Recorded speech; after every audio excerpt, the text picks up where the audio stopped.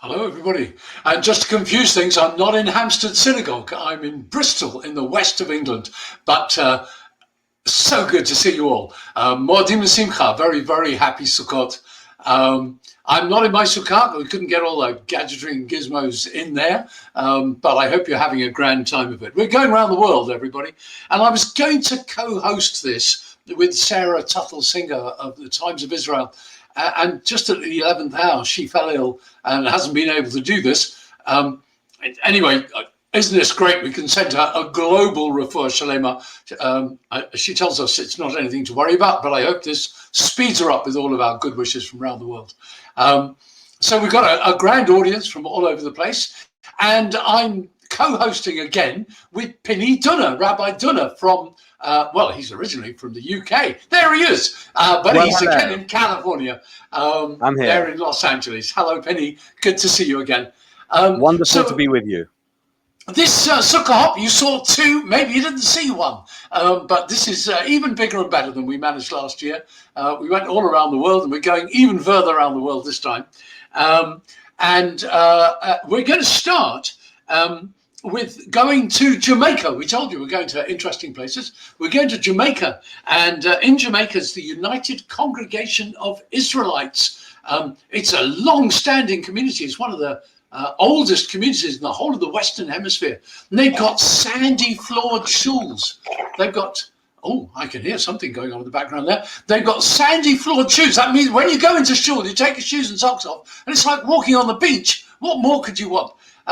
So we're going to go and hear from them. And while we're listening to them, folks, please send us in the comment section. Tell us where you are. Tell us where you're listening to this and how it's coming across to you. So, folks, let's see if we can switch to Jamaica, Kingston, Jamaica, and the United Congregation of Israelites.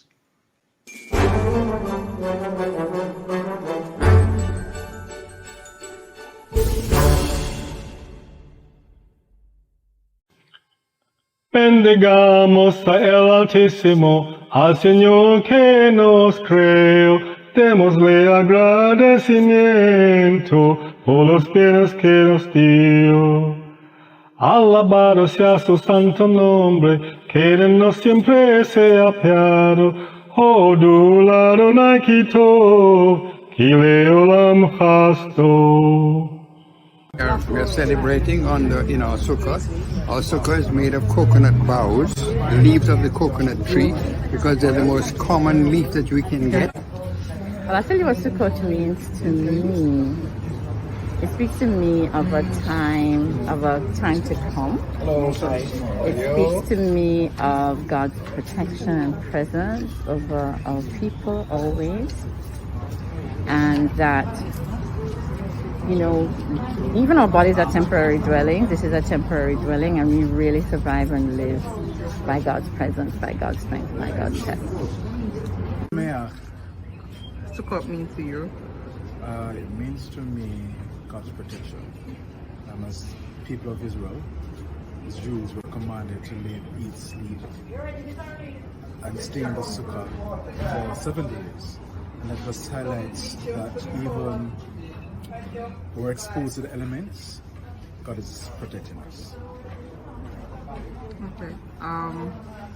What is your favorite part of Sukkot? The food.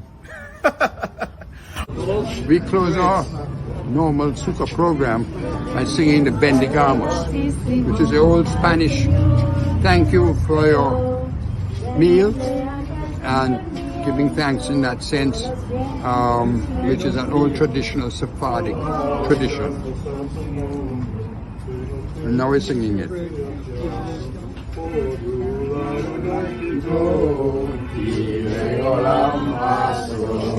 Llegamos a el Altísimo por el pan primeramente y después por los manjares que comimos juntamente.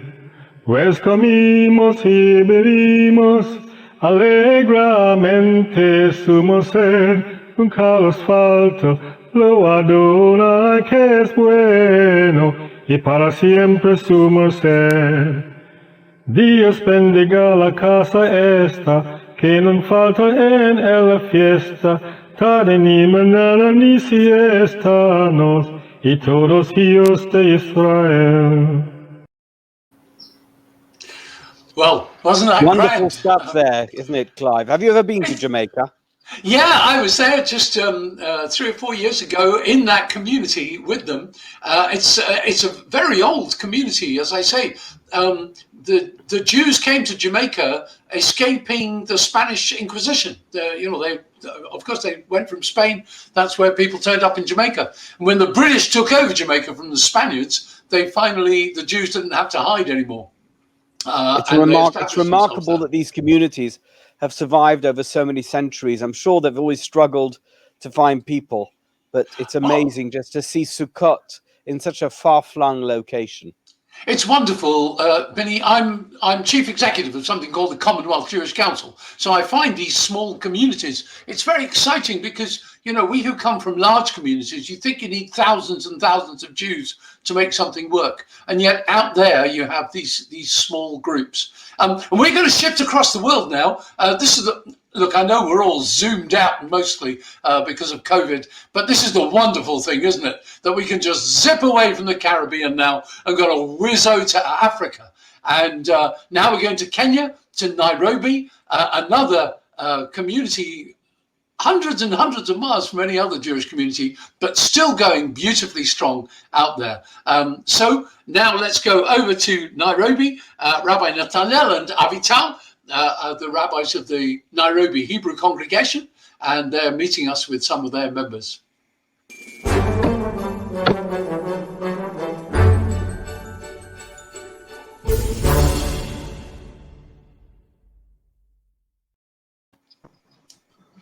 Hi everyone. Hi Samaya from Nairobi, Kenya.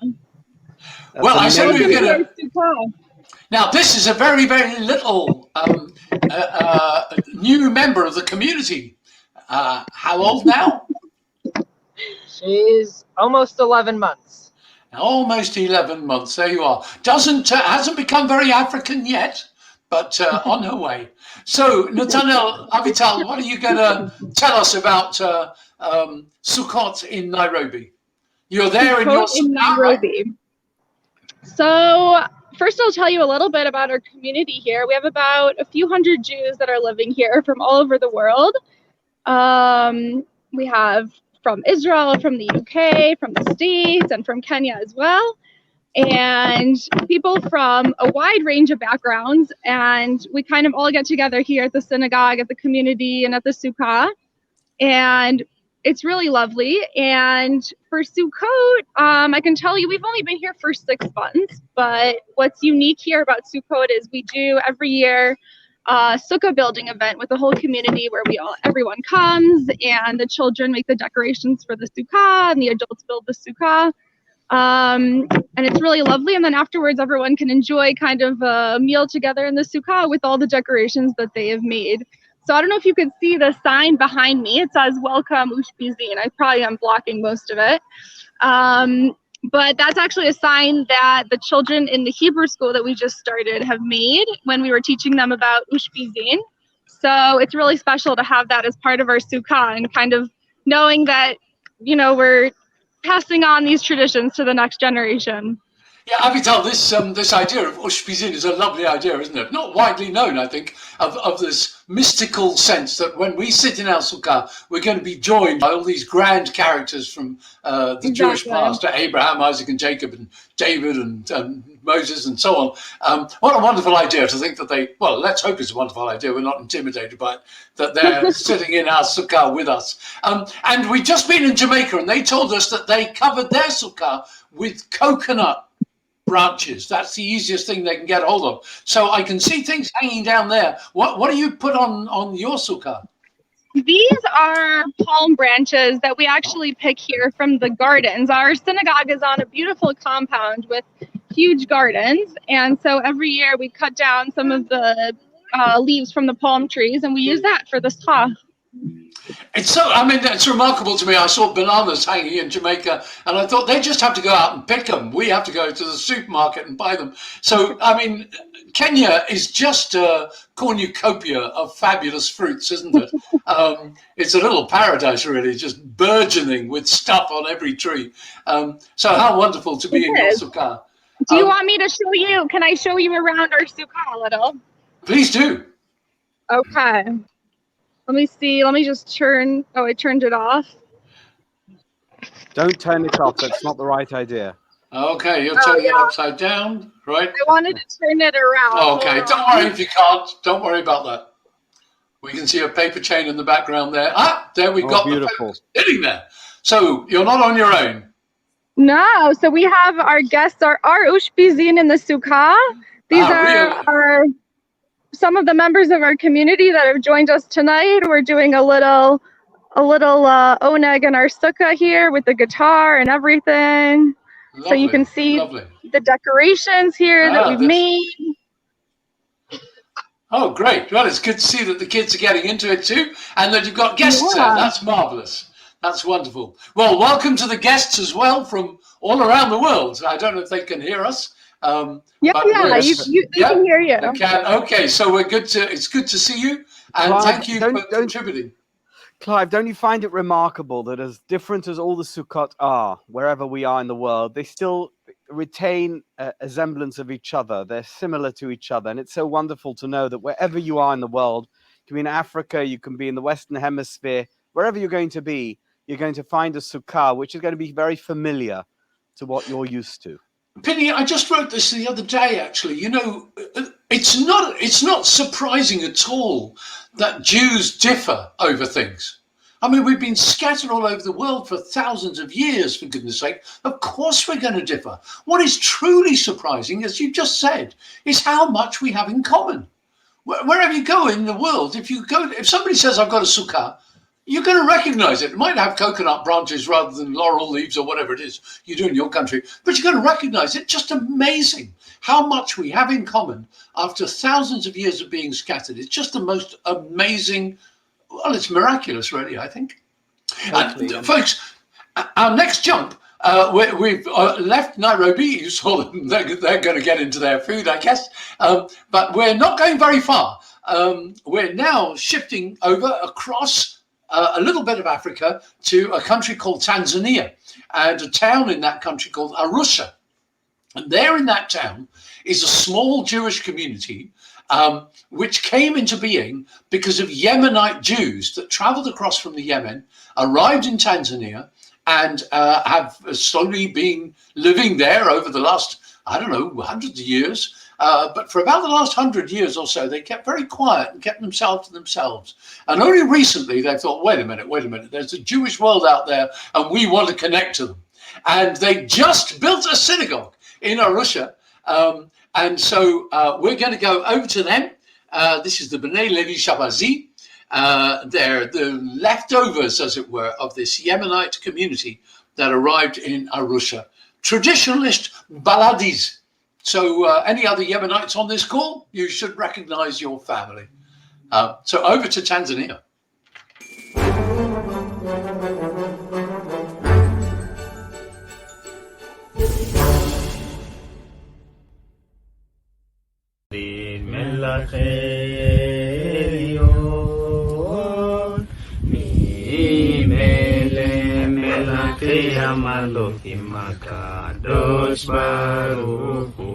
Chag Sameach, this is our synagogue, Arusha Shalem Shabazi synagogue. It is called so because of our legendary Yemenite poem Mori Shalem al-Shabazi. And yes, and on top on the other side, it is a Beit Medrash, Eliyahu Beit Medrash. This synagogue in the same place were founded in 1782. It was destroyed 7 times and we reinstated 7 times.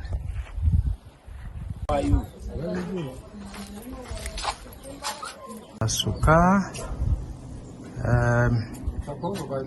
every year it is big a bit, depends who is people, but this times also there were not so many people, so because of Corona still, but the traditions still persisted as it was.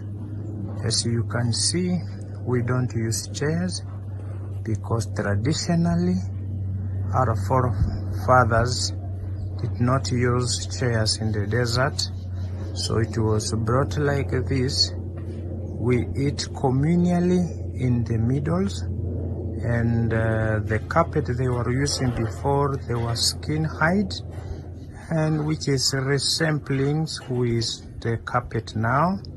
The carpet is more Arabic, but it is still also like a desert-like. So we maintain the tradition as it is. Chag Sameach, we are in the 3rd day of Sukkot, just like we have been doing all the years as part of an inheritance from our forefathers. So today is the 3rd day, and Sukkot is one of the holy days that's commanded in the Torah, including Pesach and Shavuot. Bo Hashem Shalom, Malachei Shalom, Malachei Elyon, Mimele Malachei Malachim HaKadosh Baruch Hu.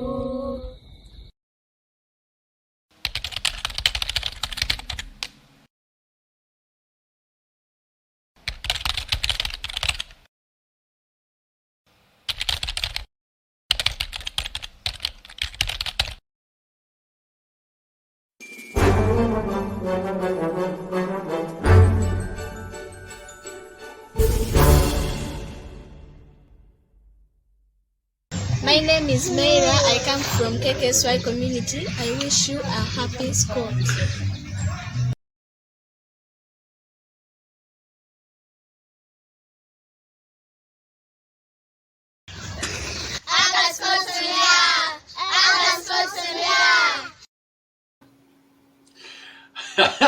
That was a lovely little addition. Do you remember, Benny, last year we went to Maputo in Mozambique, and they also had those beautiful textiles around their sukkah.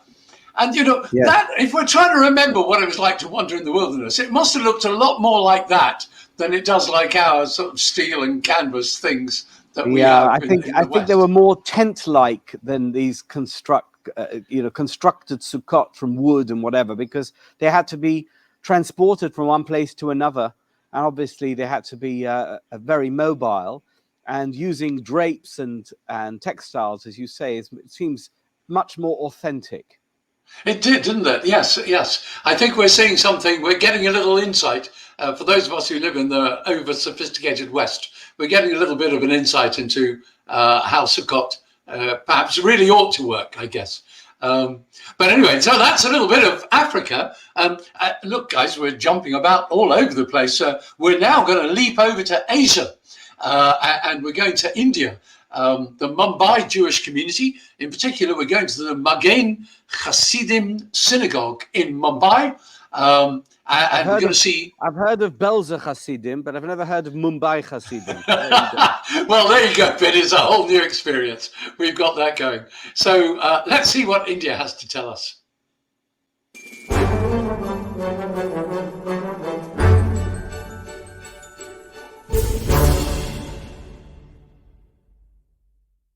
Shalom everyone.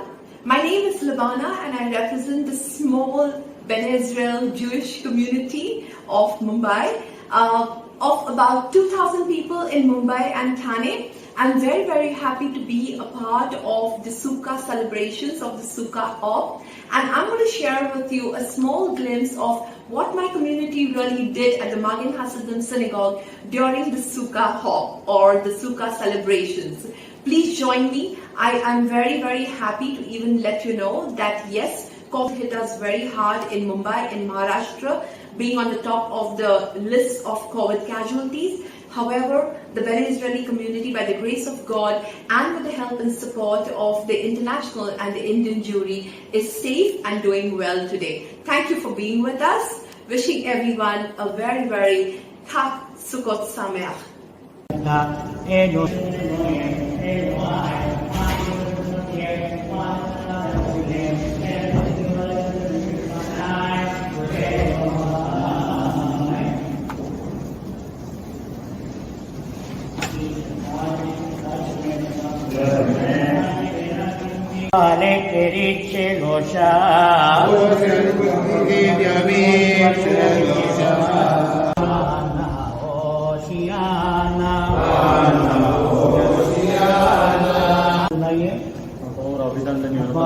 Avidan ben Yonatan Solomon Hawash Kullaye.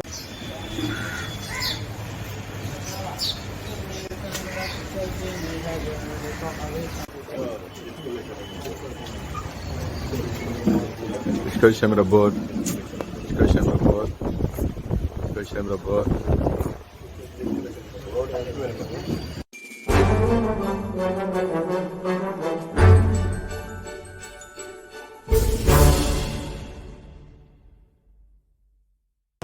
Chag Sameach, welcome to Sydney, Australia.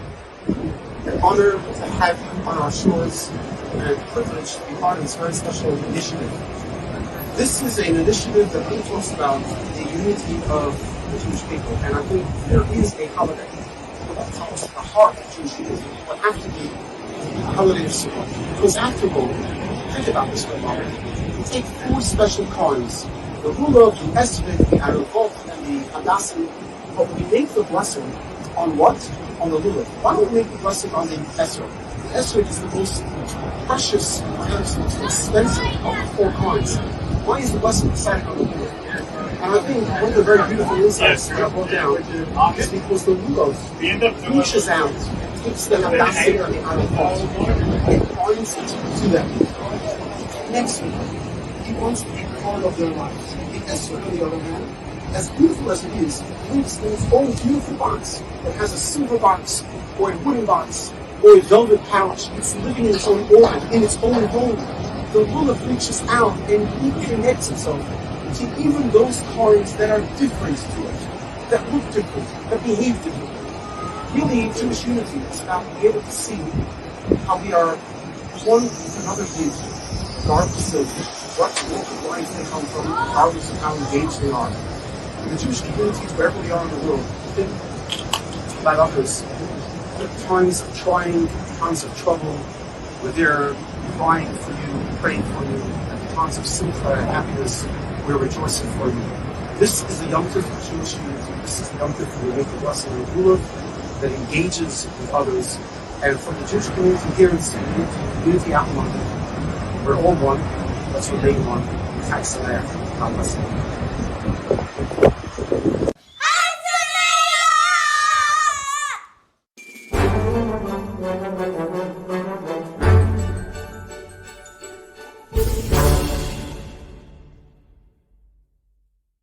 Chag Sameach, Shana Tova from Auckland, New Zealand, first to celebrate Sukkot of 5782 in the world.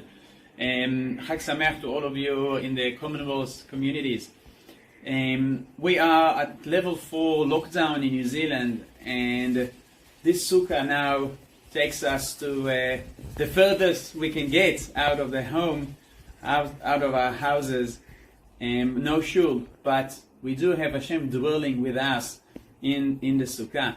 And it's wonderful to think of Sukkot as the schach represent the clouds of glory.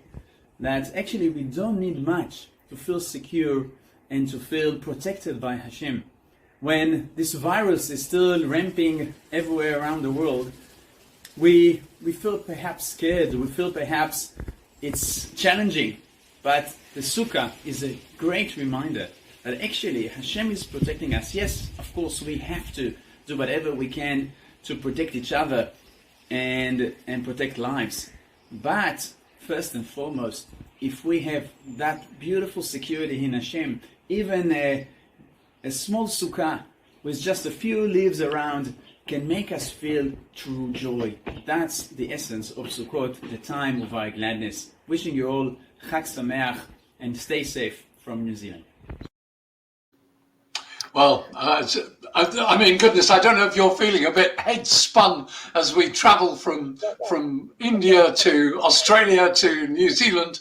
But how great to see all this, and how important to remember that all of these countries, as are ours, are still struggling with the business of COVID in various different stages of lockdown or limitation or whatever it might be in different places. And let's hope the vaccination gets out to people as quickly as it can, and that life is a little bit lightened and eased for them. Can I just mention, Penny, we've got Janet Bain, we've got Bernadette Denyer, Deborah Sinclair, Jeremy Wolfson, they're watching, and a little shout out to them. Wonderful. Thanks for getting in contact with us. Please tell us where you are in the comments. There. Thank you. Yeah, tell us where you are in the comments, everybody. Keep us in touch. So look, we're going to move on a bit from the Commonwealth bit because we're moving over now to Israel, which hasn't yet joined the Commonwealth. Give it time. And a really, really amazing place called Boys Town. If you've not heard of it, do look it up. It's a remarkable initiative. Penny, have you ever visited or come across it?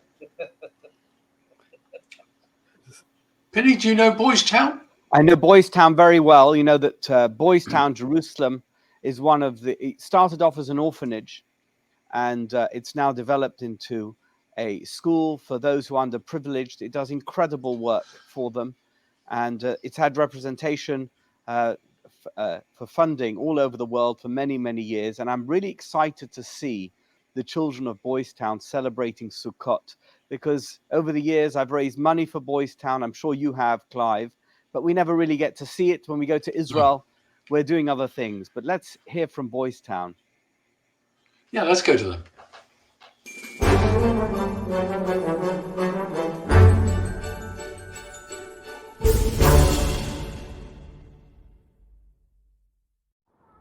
Shalom, my name is Yoni Strimber from Boys Town, Jerusalem.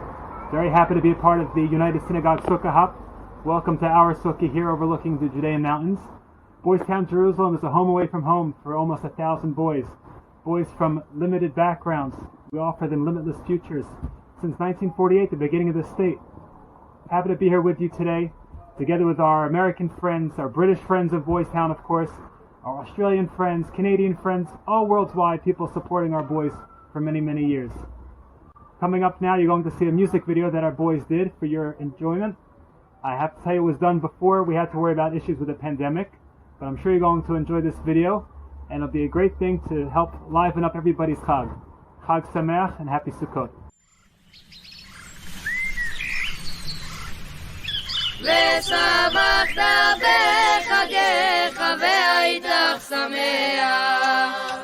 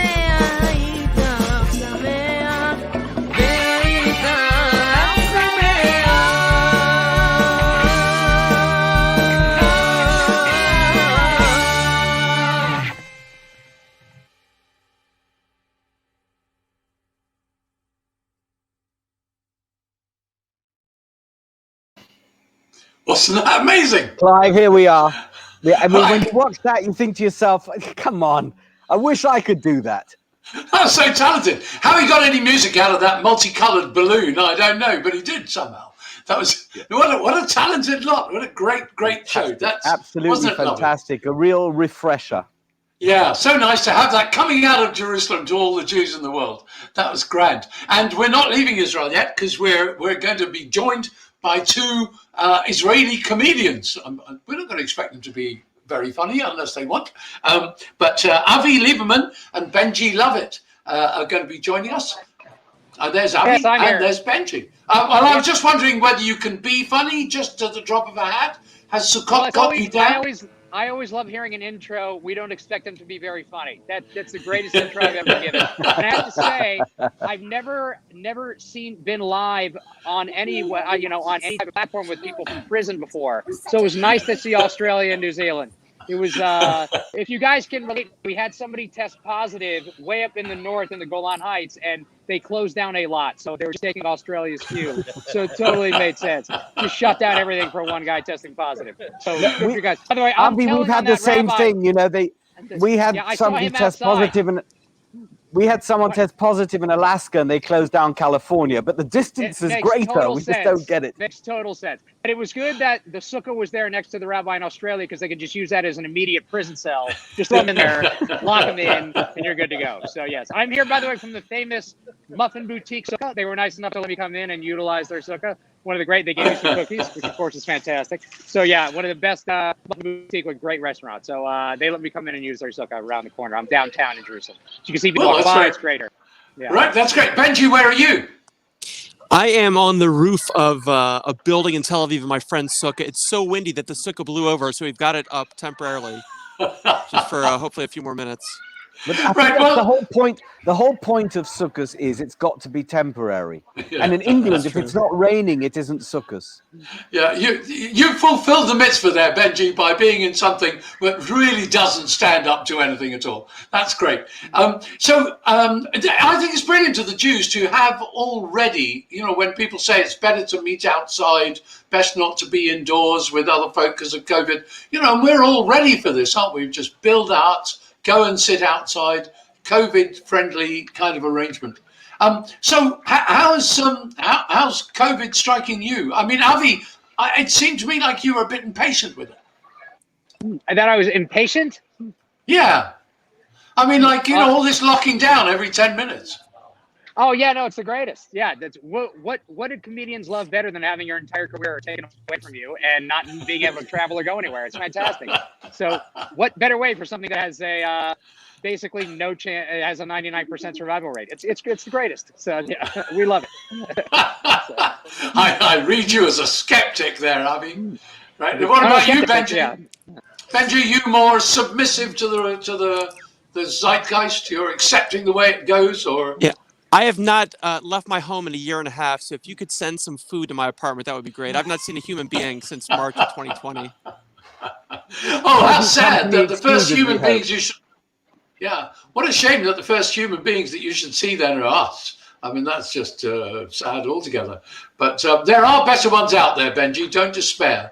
There are more to see. Avi, when I said I didn't expect you to be funny, it's not because I don't think you're funny. It's because I wasn't trying to put you under any pressure. That's all. I know, I'm just teasing. Yeah, for what I'm getting paid, there's no pressure at all, believe me. Okay, that's great. So what do the next days hold for you? How does Simchat Torah go with you guys? Do you do anything with it? Is it anything happen? I'm here just so we can do one day of Chag. That's the reason why I come to Israel every day. So that's every year for this holiday. So and I'm looking forward to it. It took you 3 days to get there, and you had to wear a mask. But it's okay because I'm only keeping 1 day of Chag. It's all worth it. You keep 1 day of Chag, it's all worth it. In Jerusalem, you can keep 25 minutes. That's the beauty. It's just half a day here. So that's, the holier it gets, the less time you keep. So. I spend Simchat Torah. I spend the day eating as much matzah as I possibly can. Well, I think that's very conventional of you, Benji. And it's good to get into training, isn't it? Absolutely, start early. It's like shop early for Christmas, eat matzah early for Pesach. I think that's a good approach. Eating matzah on Simchat Torah will prepare you for a very long leap year winter. Yeah, oh, that's true. We got another month, an extra month put in the winter just to make it even longer. Well, that's something to look forward to. 5782 is an extra long year. Guys, thank you so much for joining us. Thank you. And thanks for having us. Our loves to Jerusalem and the mall, and to Tel Aviv and the roof. You can come in now, Benji. You don't have to expose yourself to the blizzards any longer. And Avi, I guess you'll go and get a donut or something now. Yeah. Since you're Enjoy. in the spot. Yeah, we'll see you guys soon. All right. Okay, guys. Chag Sameach to you all. Bye-bye. Bye-bye. I always find this strange thing about the one-day festival, Penny, because, normally if you have a holiday and somebody says you've got a week holiday, you go, well, that's great. And if they say, well, you can have 2 weeks holiday, go, that's even better. But here we say you can have 1 day festival. Oh, that's tremendous. You can have 2 days festival. Do I really have to? Oh, that's a drag. I wish I could. Well, I think it's the basis of the 2-day festival is what you can achieve in Eretz Israel takes 2 days in Chutz La'aretz. And I think actually, I enjoy the 2-day Yom Tov. Me too. I like it. And I know that people go to Israel and they're very eager to keep the 1 day. I would miss it.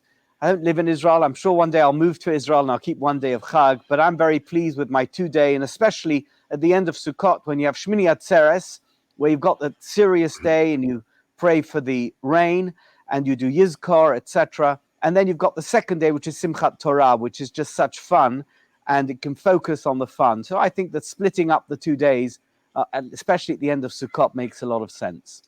Well, actually, of course, Benny, Simchat Torah was invented in the diaspora. Yes. So it wasn't originally an Israeli Holy Land event. It was a tag-on because you had to complete the cycle of the laning. So it was a tag-on, but it's, I think, developed in a life of its own, and it's a fabulous festival. It's so full of joy and fun, and it doesn't quite blend with Shmini Atzeret. No, it's very odd when you cram it together. It wasn't designed to be crammed. It was designed for 2 days festival. And now Israel, in this particular instance, in this one instance, finds itself unfortunate in having only one festive day. It's got to try and do both things on the same day. Anyway, we are here in the middle of Sukkot now. Hoshana Rabbah tonight and tomorrow.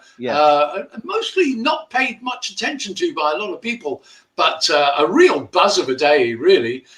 Some remarkable accounts in the Talmud of people, acrobatics and all sorts of things to celebrate the great celebration of Simchat Bet HaShoevah, the water pouring ceremony, and all of that went on in the middle. Anyway, but let's move on, guys, because we're now going to turn to the country of our birth, both of us. Because even though you're there in Beverly Hills, Spinny, you're really a Brit. Let's be honest about it. And we're turning. Right, I'm not denying it. You can't shake it off. We're going to hear more about California in due course, so we're not ignoring that. But right now we're turning to the UK. The United Synagogue, those of you around the world don't know about it, it's a remarkable setup of over 60, 70 synagogues all around London and the rest of Britain now, more and more joining. It's got a beautiful, inclusive way about it. All kinds of Jews belonging to the United Synagogue. So although it's Orthodox, tremendously inclusive of people of all kinds of approaches and backgrounds and attitudes. A lovely thing to see. And co-hosts on this, the United Synagogue, we've got Gabriel Herman and Madeline Abramson from Hampstead Synagogue, one of the great flagship synagogues of the United Synagogue. So over to you, Gabriel and Madeline. Welcome, and Moadim L'Simcha. Happy festival to you. Like you. Thank you so much to Clive and to Tara Dunder as well. Thank you so much for that. And Madeline, good to see you. We are both members of the Hampstead Synagogue, and that's exactly where we find you tonight. How are you?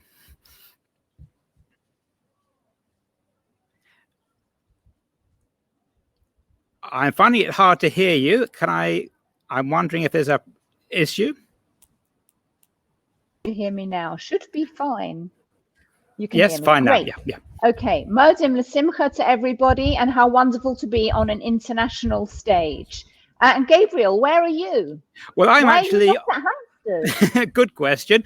I'm actually on the roof here in central London, and this is the New West End Synagogue. And it predates Auschwitz. Auschwitz, as you know, was established in 1892. This one, 1879. And it's the oldest United Synagogue building still in existence. And behind me, you can see a view which the public don't normally get to see, which is the side of the roof of the shul. So that's really rather remarkable. The sukkah is over there. You'll see it over in a few moments, but we've got a lot to get through in the UK. So Madeline, where are you going to take us to first? We're going to hear from the British Chief Rabbi, also the Chief Rabbi of the United Hebrew Congregations of the Commonwealth, and that is Ephraim Mervis.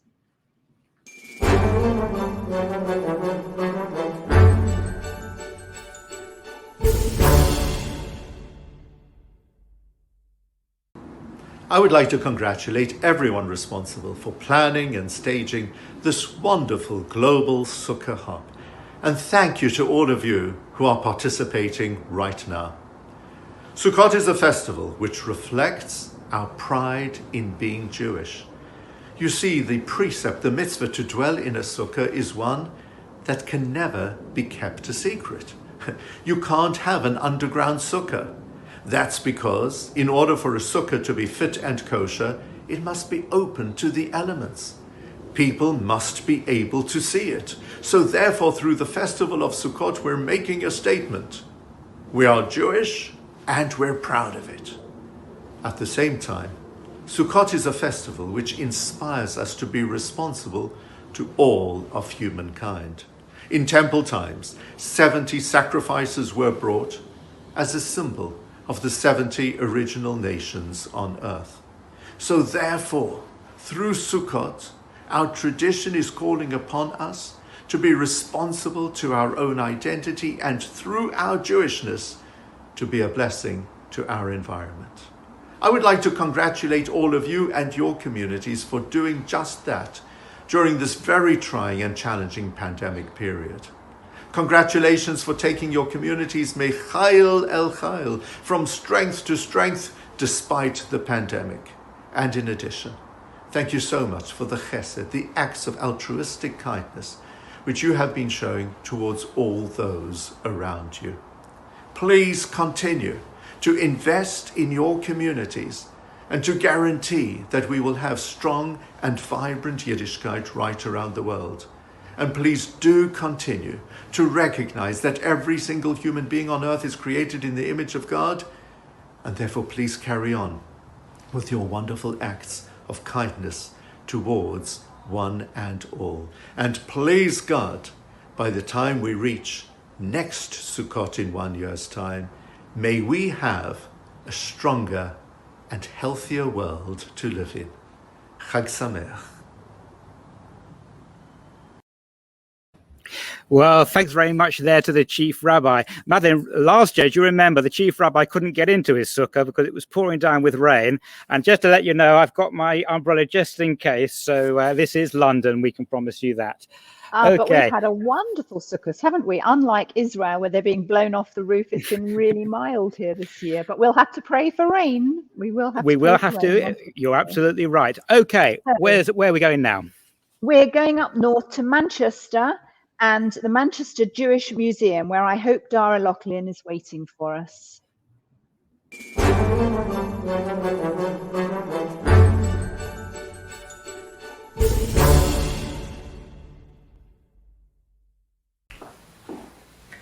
Hi, I'm Dara Loughlin from Manchester Jewish Museum. I'm standing here in the former synagogue that makes up part of our museum, and it's really, really exciting because we've just reopened after a 2-year-long renovation project, which has seen the synagogue restored and a brand new gallery built next door. And during that renovation, we found something absolutely fantastic in the walls of the synagogue. We found a time capsule that dates back to 1874, when the synagogue was first built. I'm going to head over to our sukkah so we can have a closer look at that time capsule and some other objects from our collection. But in the meantime, why don't you take a closer look at our Sukkot stained glass windows.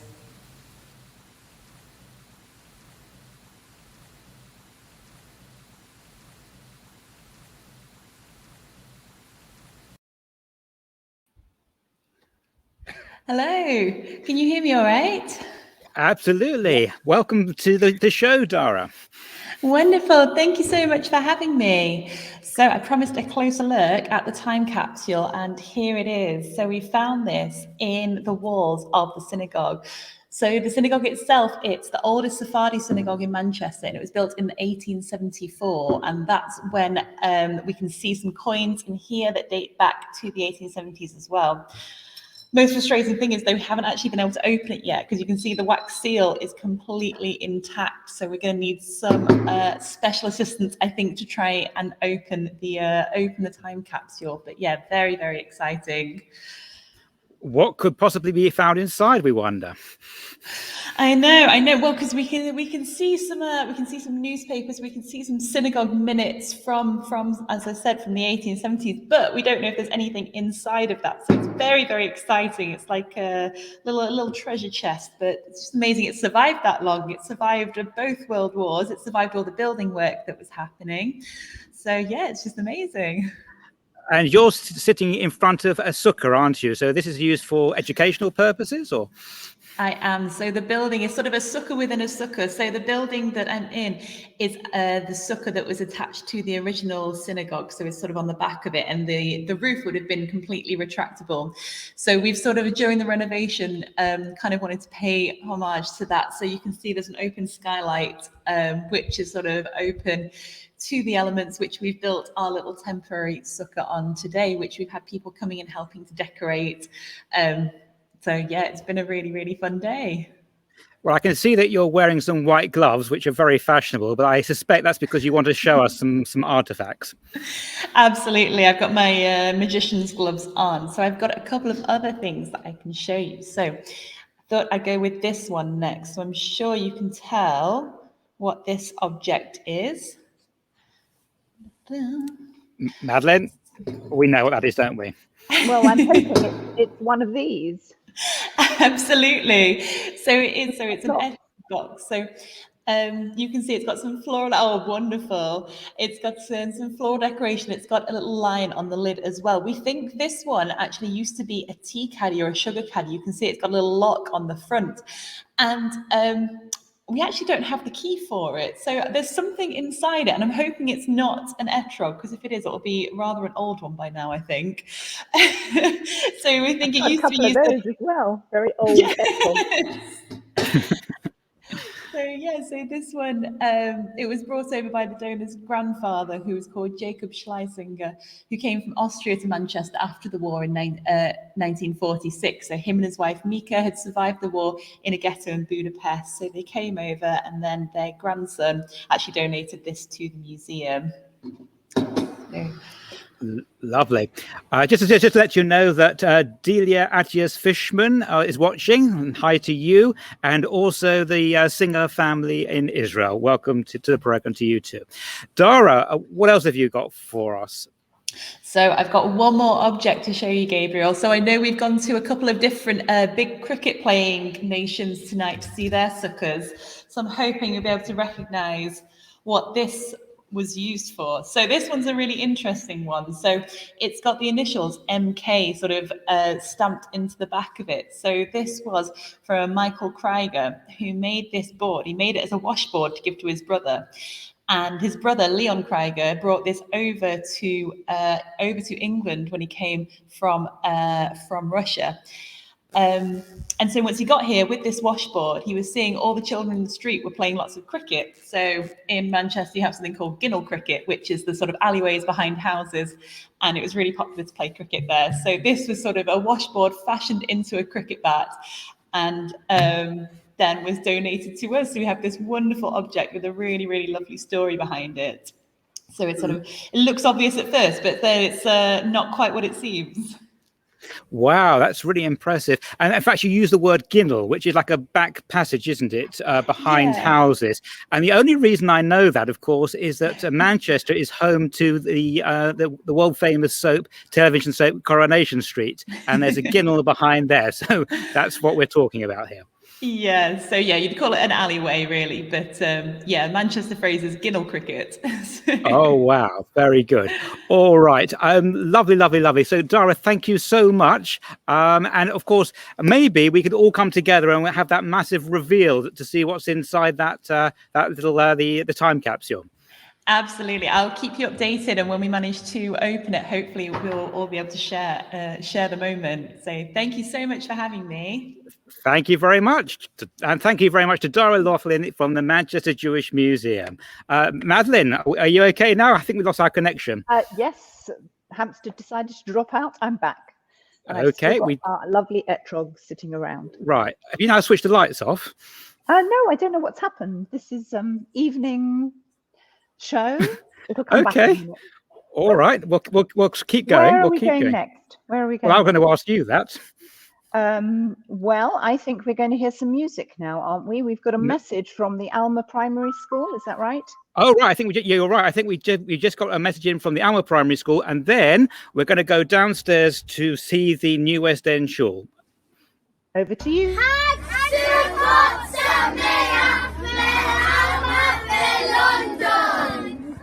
Ladies and gentlemen, I'd like to introduce you to Mr. Henry McGrill, who is the past chairman of the New West End Synagogue and a total expert on its history and its treasured objects, of which we are going to show you two. Henry. Thank you, David.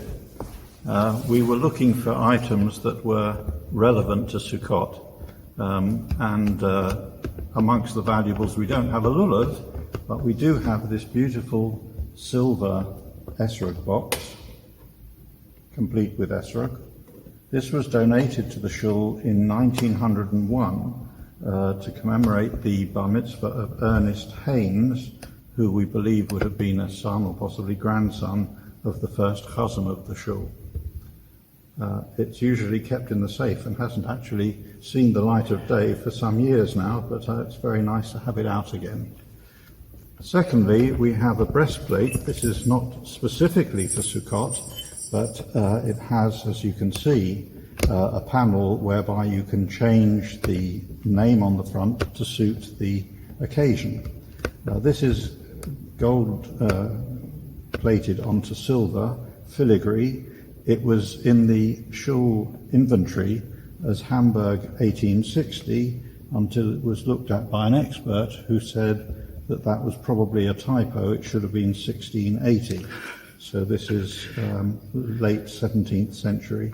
We unfortunately have a piece missing. We have the piece, but we can't find a silversmith who's prepared to put a soldering iron anywhere near it because it might do more harm than good. The rose window above the ark was donated in memory of Emma Louisa Rothschild in the late 1930s. It was designed and created by Erwin Bassanyi, who was one of the foremost stained glass artists of that period, and indeed his work can be found in a chapel in Canterbury Cathedral. The work consists of 12 panels, each showing an item of either Jewish practice or relevant to a specific festival during the year. And the one you're seeing now is clearly the one for Sukkot because there's a lulav and esrog shown very clearly. Interestingly, if you look in the Shul Council minutes of the period, there is a reference to the window being completed, but there is no reference anywhere to the Rothschilds asking permission to put it in. And one can't avoid suspecting that the Rothschilds decided they were going to put it in and did it and informed the community afterwards. Right, so that's really interesting. So that's what's going on downstairs in the shul there. And if you're in London and you want to visit either the Hampstead Synagogue or the New West End Synagogue, please do get in touch. We'd love to show you around. Okay, well, I think that's it. We're going to be back at the end of the show with something really rather special, but we're going to leave, Madeline and myself are going to leave you now with something from Succah Farm in Kent, Southeast England. So for now, Madeline and myself, it's good night. Good night.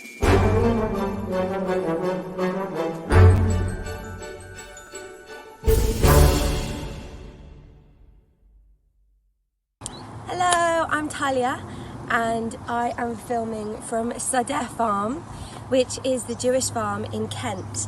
And we're not filming from inside the Sukkah because Sukkot is a harvest festival. The main harvest time of the year. If you're vegetable growing, you're very busy.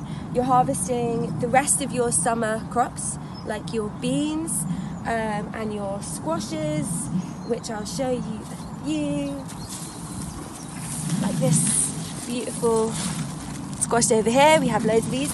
So it's a really important time in terms of the agricultural year and in the Jewish calendar, because those two things always overlap. And I guess we talk a lot in Sukkot about our sukkah. We're thinking about how exactly you make it, what is 3.5 walls, what is allowed to be used for schach, but perhaps we talk a little bit less about the fact that this is a harvest festival, and in the temple times we would have been gathering our finest crops and taking them up to the temple and giving thanks for the weather, for the sun, for the rain, those things that we need in order to make sure we can grow food. This year is particularly exciting because it's Shemitah year, and we're thinking a lot about Shemitah and Sadeh and how to bring in the concept of rest, why we need rest, why we let the land lie fallow for a little bit of time instead of, mining the soil for all of its nutrients,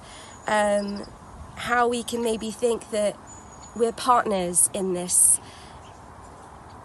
work of growing food and looking after the planet with the divine. It's not all on us. And rest allows us to reflect on that. So we talk a lot about how exactly we're going to do Shemitah here at Sadeh. I think we're going to have a Shemitah corner. Well, we are having this Shemitah corner at the bottom of the bed where we just leave it and kind of see what happens.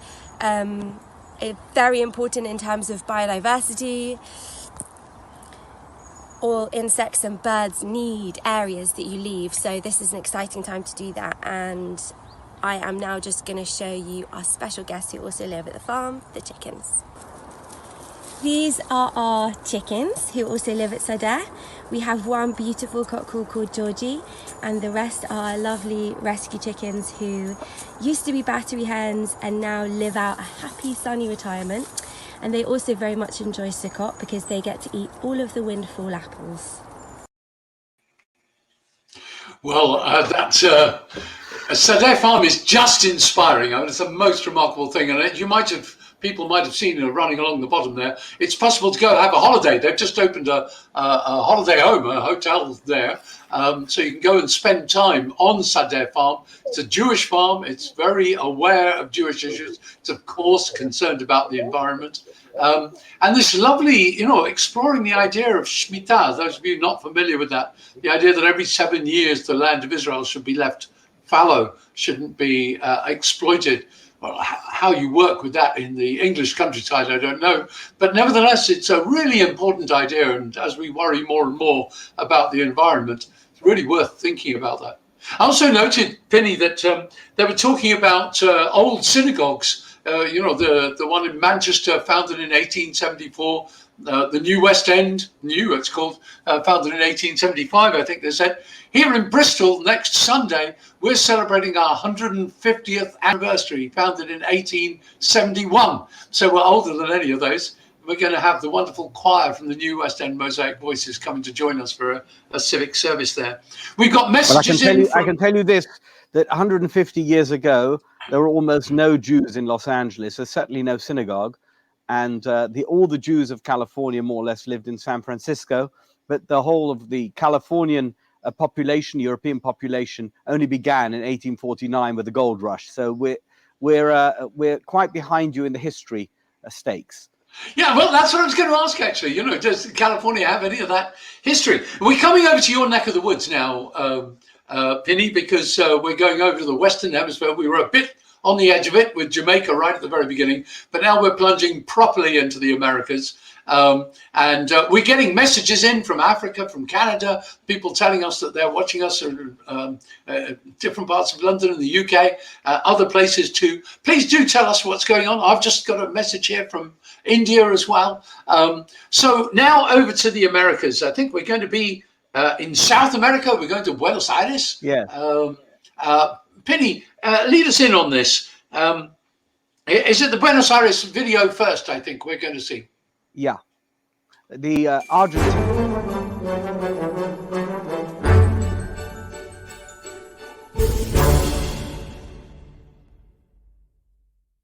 Hello. Welcome to Buenos Aires, Argentina.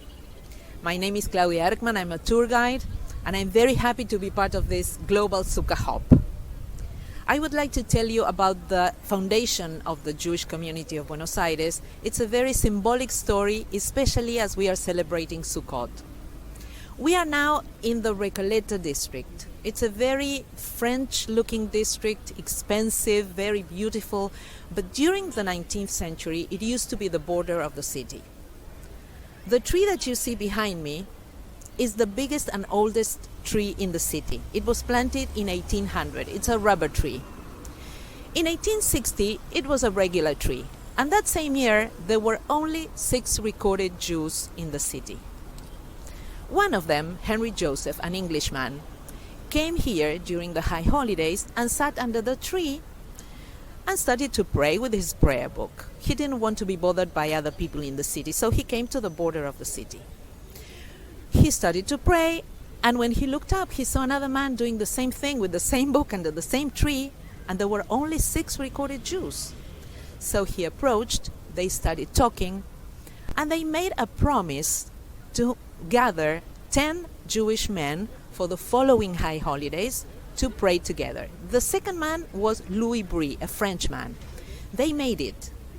The following year, they came here, they gathered a minyan, and they started praying under the tree. So this was the first official minyan in Argentina. This is why we consider this tree to be the first synagogue in Buenos Aires. Because for a synagogue, you don't need a building or a ceiling or a luxury or furniture. You just need the prayer book and a minyan. These 2 men were the founders of the Jewish community of Buenos Aires, and then it became the Jewish community of Argentina. This is a very romantic story. I hope you liked it. So, good health, Chag Sameach to everyone, and thank you for including my city in this wonderful Succah Hop. Bye.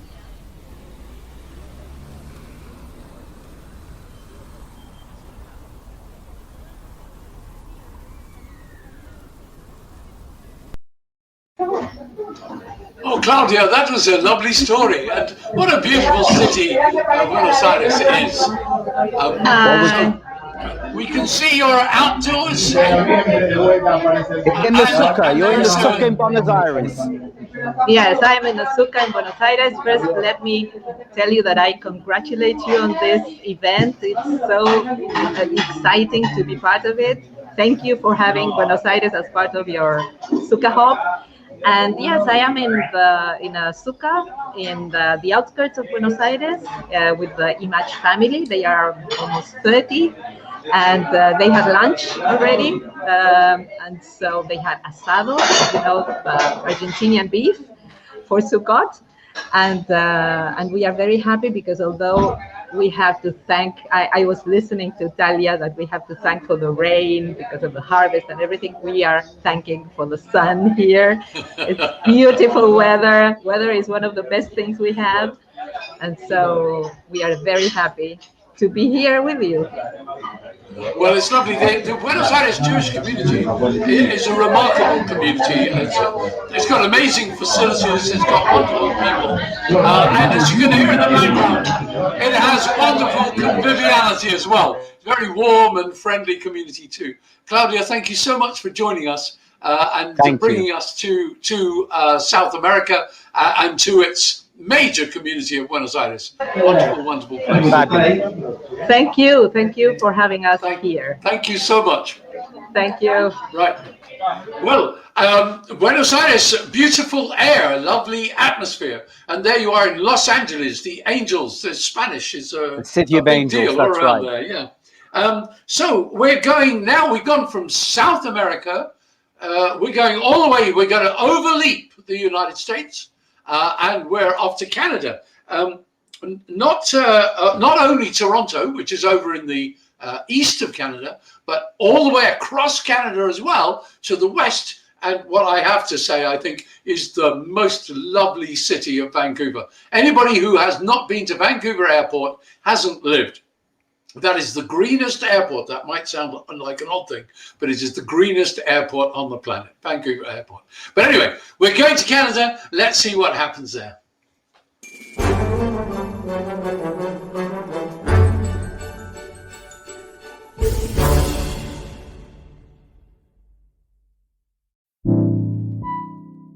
This is Rabbi Yossi Saperman of Living Jewishly in Toronto, Canada.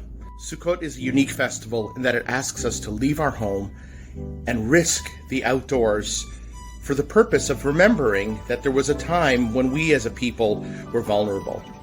it's still relevant because we as individuals and a people still feel vulnerable. Certainly now under COVID, our vulnerability is magnified. And one of the brilliant ideas that Jewish tradition has brought to us is the concept of ushpizen, or guests. This year, we have the ability to invite anybody we want into our sukkah. As in years past, except this year, it might just be people we are unable to connect to because of COVID. Sukkot comes to Canada at the change of seasons.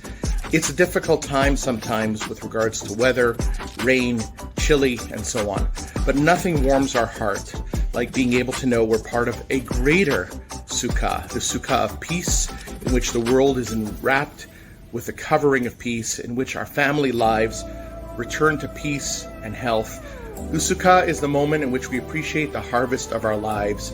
That is why Sukkot is so meaningful to me here, whether or not we enjoy the Sukkah in person this year.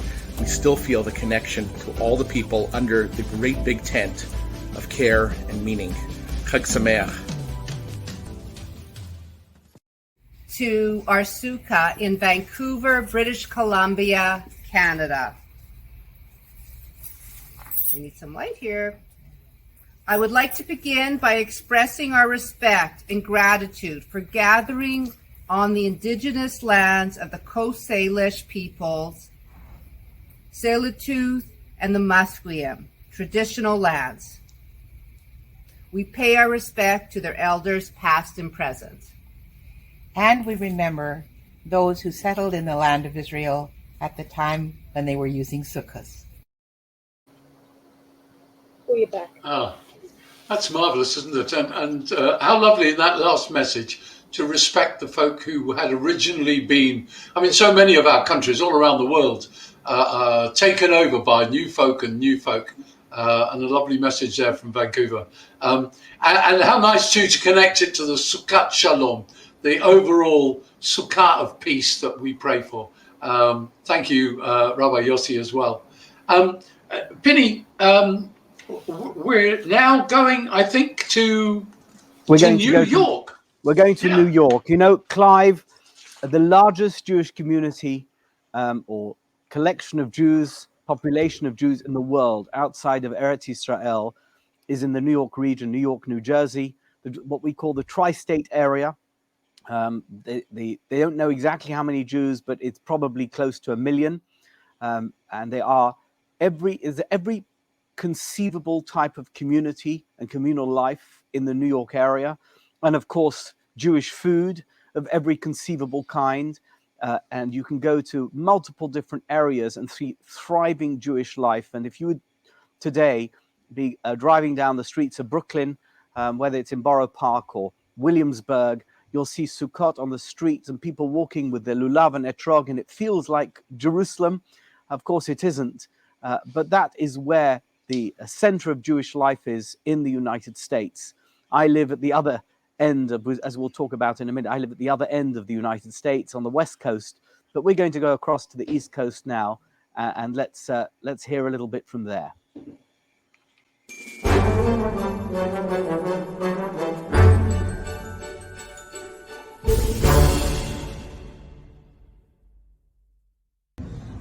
Hi everyone, Moadim LeSimcha. My name's Naomi Nachman. I'm originally from Sydney, Australia, but I've been living in New York for 30 years. I live in the 5 towns, and I live in Woodmere of the towns.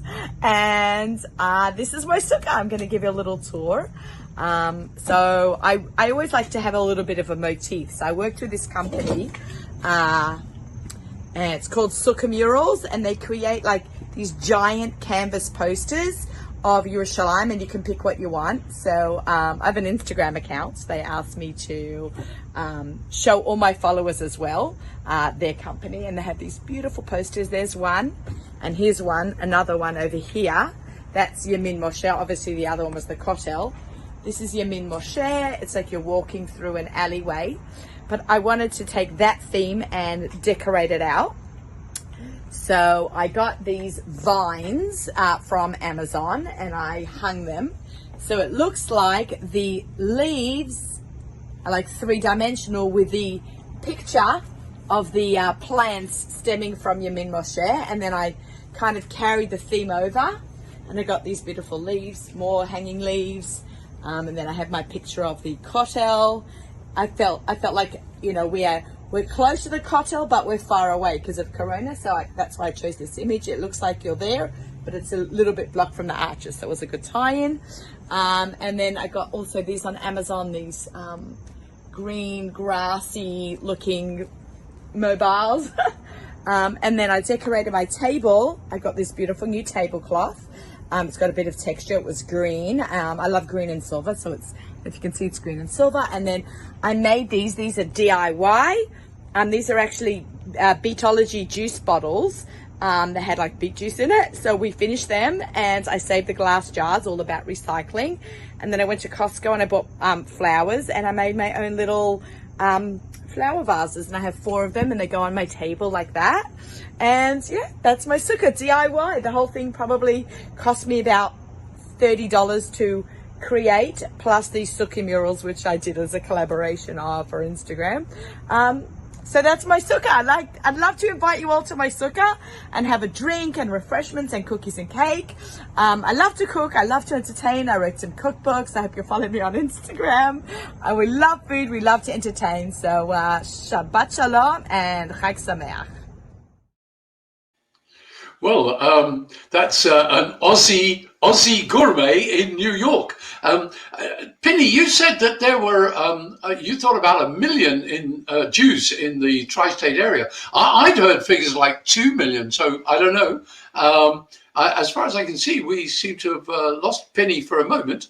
But I'm now going to bring him back in because Penny's one of the great educators, one of the great rabbis, and he has been a rabbi here in probably the most achingly trendy community in the UK back in the 90s and early 2000s, the Sachi Synagogue.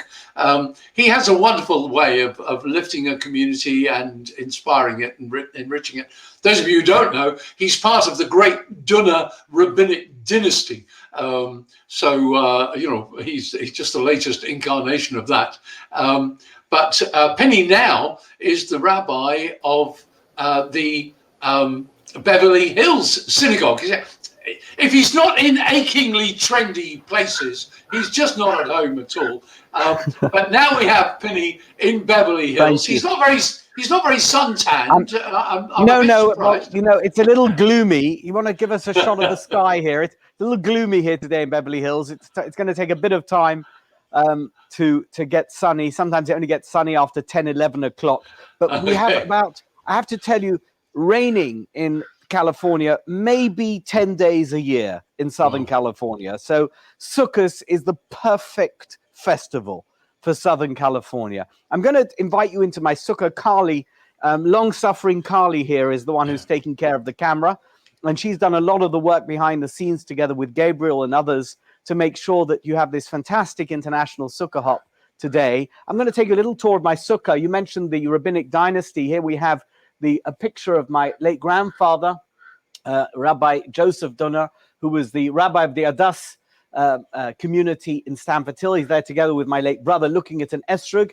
And here I found this treasure, this poster of rabbinic greats from England over the planet, and Scotland as well, actually, over the past 100 years, from Dinah Bramsky to Rabbi Lopian, and here's my grandfather, and there are others. There's Rabbi Padba, Rabbi Ordman from Eitz Chaim Yeshiva, a picture of my moil, Rabbi Shlomo Baumgarten. He was a rabbi of a shul in Stamford Hill, and various others. A fabulous poster. I couldn't actually, it was only for sale in the UK, but I managed to get the guy who made it to send me a PDF, which I had printed out here in a print shop, and it's a fabulous poster. Now, I want to show you, I can't quite compete with Sadeh Farm, but what I do have here are etrogim, which grew in California, and not in a farm, but in the garden of one of the members of my shul. Larry and Judith Garshovsky planted 5 or 6 etrog trees about 10 years ago, and they produce fabulous. I used this etrog this morning. It's a fabulous etrog, and he has various different types of breed of etrog, which every year produces. And you know, the etrog tree one of the marvelous, remarkable aspects of the etrog tree is that the etrogim grow all year round. There's no season for the etrog, and all year round you have etrogim, and in fact they never fall off. They grow bigger and bigger and bigger, and until they're so big that they actually rot on the tree, and you have to cut them off. But we take them at the early stages of ripeness, and we use them for the arba minim. Something else I want to show you here, which we're going to use on Simchas Torah. You can see here, it's live long and prosper from Star Trek, but it's in fact, it's the sign of the Kohanim. It's the way that they use their hands during the Birkat Kohanim.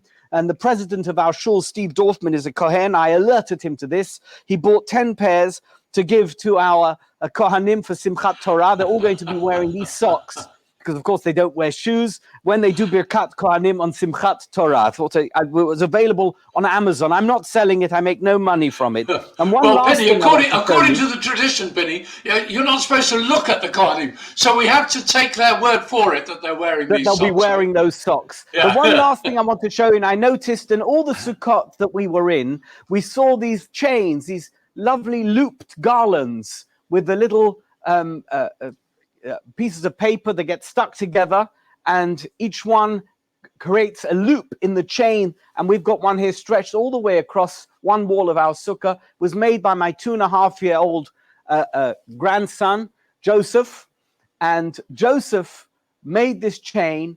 It's got a place of great importance in our sukkah. And I see every link in this chain as being a representation of all the different sukkot that I have sat in, and my parents and grandparents sat in. And when we sit in a sukkah, we're not just sitting in a sukkah. What we're doing is we're sitting in every sukkah that we've ever sat in. And we have all the memories of the sukkot experiences that we've had and that our parents and grandparents have had.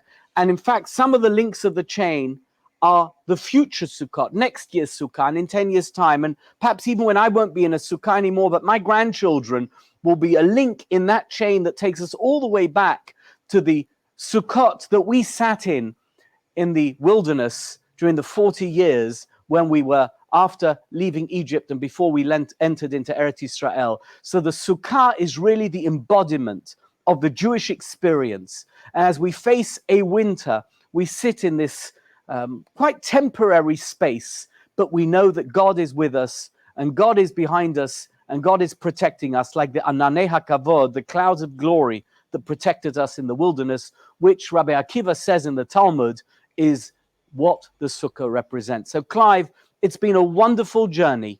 It's been fantastic to be able to co-host with you again. Hopefully we'll do another Sukkah Hop next year, but in the meantime, Chag Sameach to you all. Good Yom Tov. Right. Have a wonderful Sukkot, a lot of simcha on Simchas Torah, and I hope to see you again soon. Well, Penny, we're going to meet some members of your community, I think. I think we've got a video from the Young Israel of North Beverly Hills. So we're going to... We do. Oh, we don't have it anymore? I don't think so. I think Carly's shaking her head. We'll have to wait for that until next year. We're going to have a lot of our members next year. We're going to have to take your word for it, Penny, that there are more than 2 Jews in Beverly Hills, right? We accept that. Folks, we talked a lot about the rain and the wind and the weather and stuff. We're going to, on Shmini Atzeret, we pray for rain. Strictly speaking, we should have prayed for rain at the beginning of Sukkot, just like we prayed for dew at the beginning of Pesach. But the rabbis, ever pragmatic, said, look, you don't want to pray for rain at the beginning of Sukkot, because, you've got to sit in your Sukkah. So they left it till Shmini Atzeret, so we don't get wet in our Sukkot. But all of this talk about the weather, it would just not be right, I think. We've got big environmental challenges in the world. We're coming up to major discussions coming up. Sitting in our Sukkot, aware of the weather, aware of the vulnerability of the world, we all have to play our part and do what we can. Either to pressure our governments or change our behaviors, or at the very least think about the world we're going to bequeath to our children and our grandchildren. Penny just showed us a picture of his little grandson. He talked about the future generations. This is something that we all have to take on board, I think. And Sukkot is really a time to think about the environment. And I hope we'll all resolve to try and be more responsible, less wasteful, more thoughtful about this beautiful, beautiful world that God has given us. So, folks, as Penny just said, it's been a great trip. I don't know if you and I will co-host. Maybe let's hope Sarah's feeling well next year, and maybe we'll do a trio, or she'll be back on board. It's been a wonderful tour around the world, and I think we're going back to Gabriel, back in London. He promised us something special. Absolutely. I did promise you something special, but before I do that, ladies and gentlemen, girls and boys, wherever you may be watching us from, I'm sure you would want me to thank Rabbi Dunner and Clive Lawton for their inevitable hosting again for this year. Thank you, Rabbi Dunner. Thank you, Clive. And also, of course, Madeline from Hampstead as well. Thank you all to them. Now, I do make sure that you contact us at info@hampsteadshul.org.uk, because we've got some other broadcasts that we'd love to be able to bring to you with an international flavor. Some very big things coming up. So if you do want to get on the act on that, please do make contact with us. We'll be delighted to share with you what we've got coming up too. But for now, I want you to do me a favor. I want you, please, to have a very happy new year. And I also want you to have a very healthy one too. Well, I did tell you that we have a very special treat for you. Here on the roof at the New West End in central London, we have the Mosaic Voices, very much attached to this community. They got something very special, and we're going to play that to you now. But for now, on the rooftops of London, a very good night.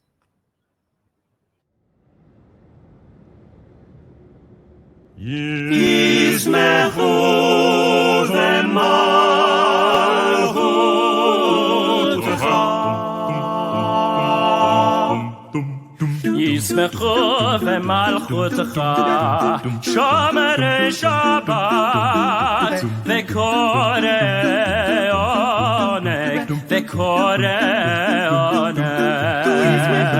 ישמחו במלכותך שומרי שבת וקורא עונג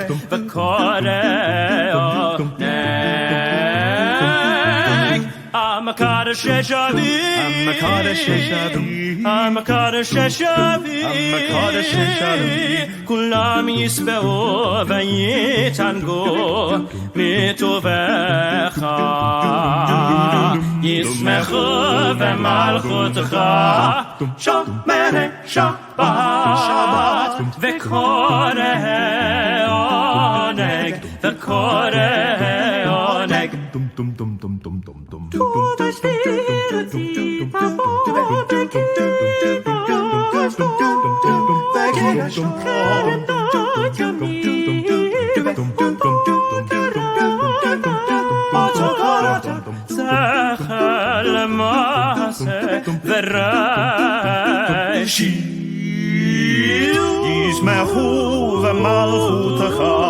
שומרי שבת וקורא עונג וקורא עונג